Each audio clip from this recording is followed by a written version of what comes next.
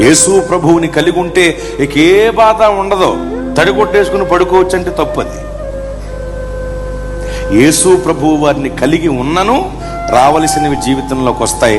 ఆయనను కలిగి ఉన్నాము గనుక విల్లుని విరిచేస్తాడాయన, బల్యాన్ని తెగనరుకుతాడాయన, వ్యతిరేకతలను అణిచేస్తాడాయన, విరోధ ఆయుధాలను లయపరుస్తాడాయన.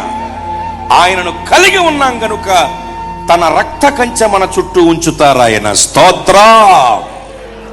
ఆయనను కలిగి ఉంటే, కలిగి లేకపోతే పోతావు. ఆయనను కలిగి ఉంటే వచ్చే వస్తాయి, తునకలైపోతాయి. దేవునికి మహిమ కలుగునుగాక. మబ్బు విడిపోయినట్లుగా ప్రతి సమస్య విడిపోతుంది. ప్రతి వ్యతిరేకత నీకు పాదపీఠం అవుతుంది.